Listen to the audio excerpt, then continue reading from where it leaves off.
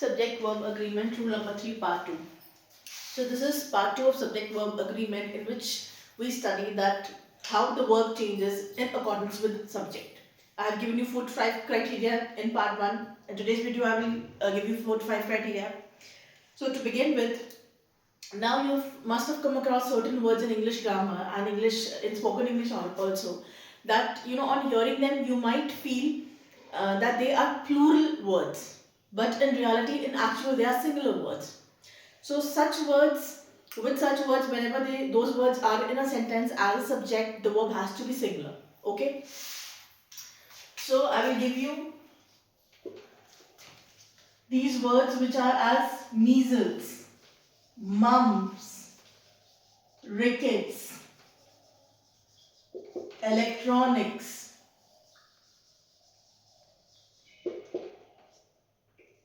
politics, maths. What are these words? You can see within every word there is S in every word. And we have been taught that in singular and plural, whenever we have to change the plural, we have to convert singular word into plural word, we have to add S to the word.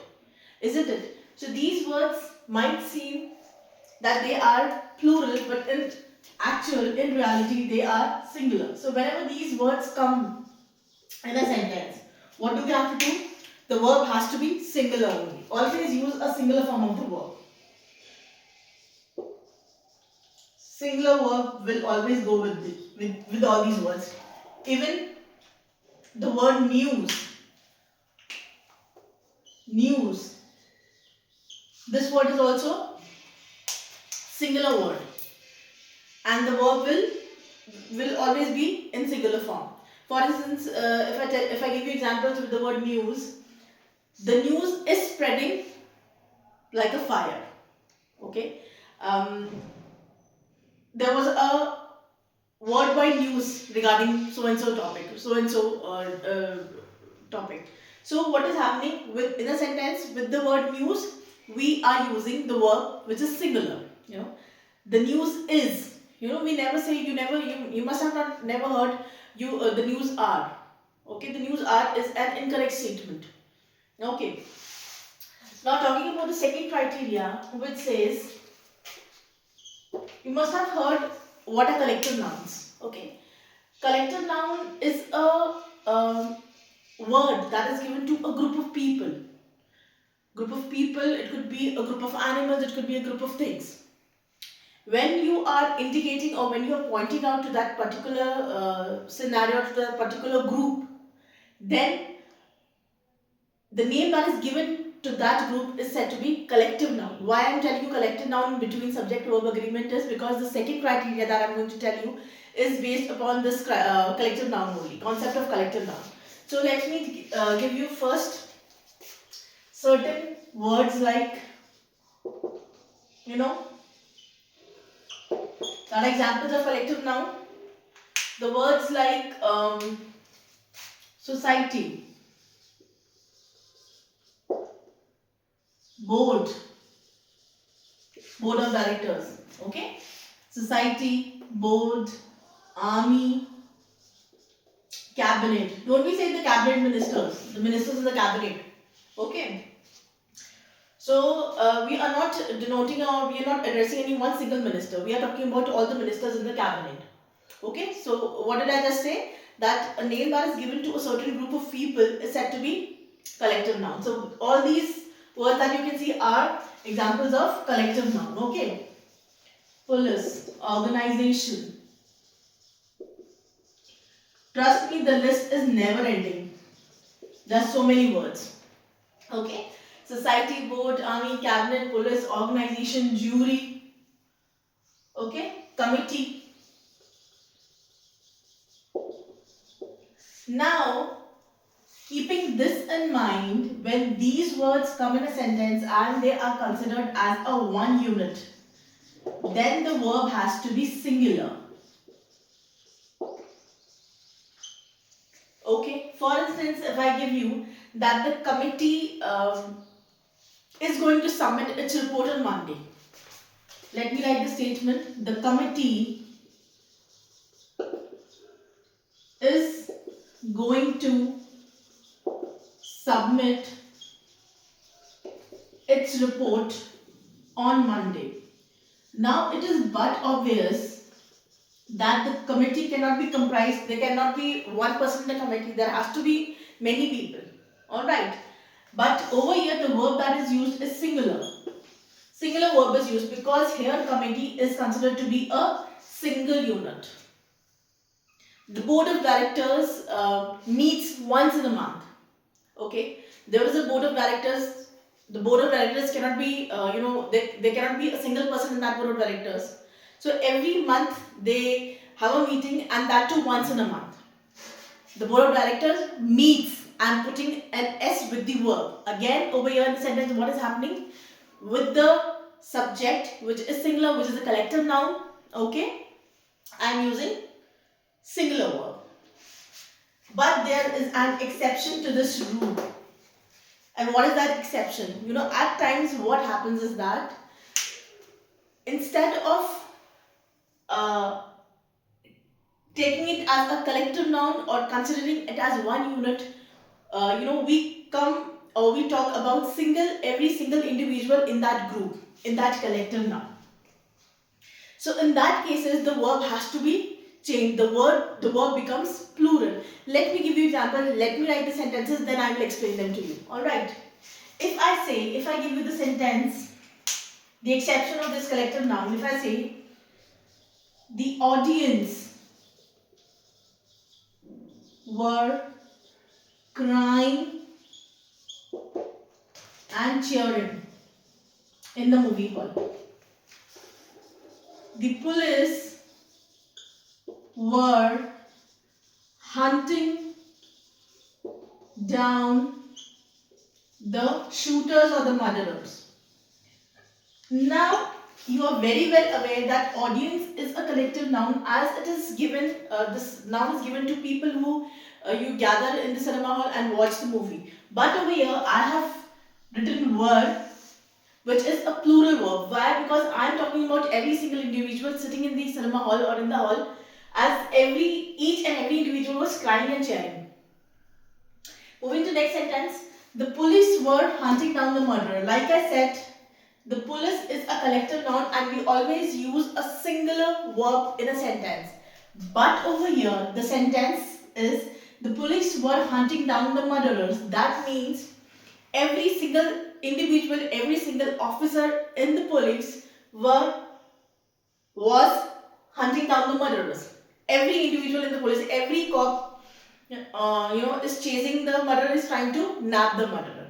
That is why over here the verb has changed its form. It has changed from singular to plural. Be very cautious, be very attentive.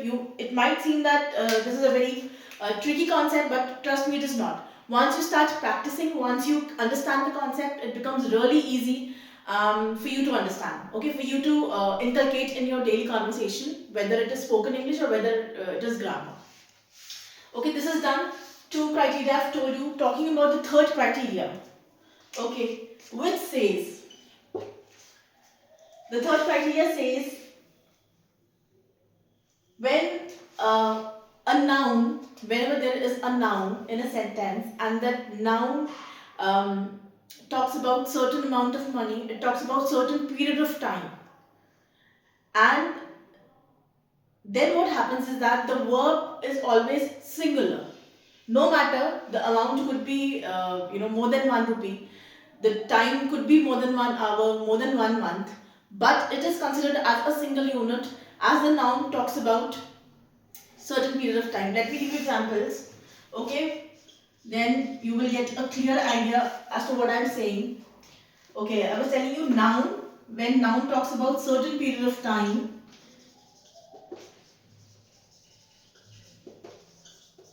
or some amount. Okay, if I say that rupees 1 lakh was an inheritance from my father,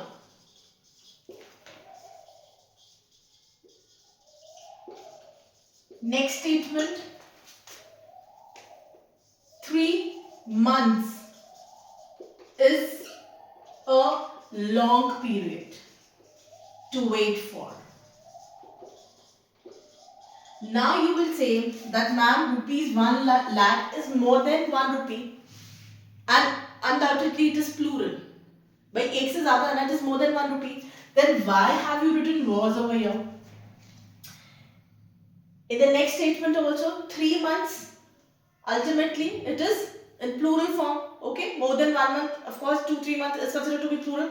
Again I have written is along with it.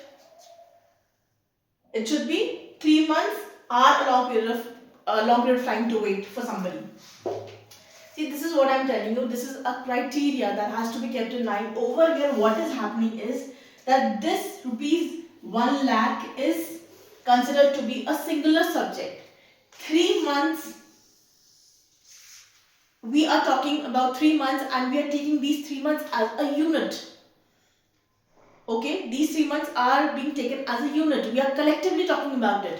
That 3 months is a long period to wait. That is why the verb is singular. Okay. I hope you are getting the slightest view, slightest idea of what I'm trying to teach you. Okay. Now let's talk about fourth criteria. Where shall I write it? Shall I remove the... God knows why do I forget to keep duster with me. Okay, I'm removing the fourth criteria. Okay.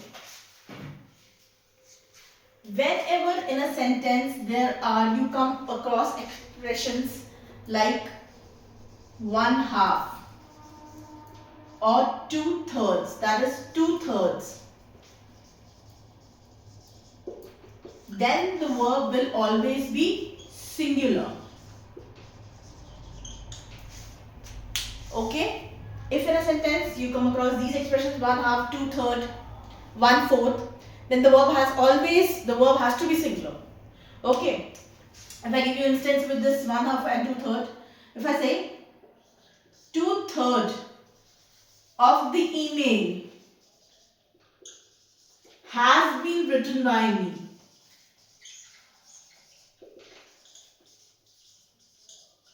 Over here I am using the verb has, which is a singular. I have not written have, because the expression 2/3 is here. If I say half of the novel is being read by me, I have read half of the novel. This is the one way of saying कि मैं आधी किताब पढ़ चुकी हूँ, आधी novel पढ़ चुकी हूँ. And the other way, as I am teaching you the type of verbs, the form of verb that will be used in a sentence. So half of the novel, 1/2 of the novel is being read by me. Okay. So these were the criteria that you should keep in mind when you talk about subject-verb agreement. One more criteria is there. You know, like these are words that look like plural, but in actual they are not. In the same way, in English grammar, we have a certain group of words that look like singular, but they are not. They are considered as plural. That I will discuss in my next video. If you have any queries, please write it down in the comment section. Thank you for watching and being with me.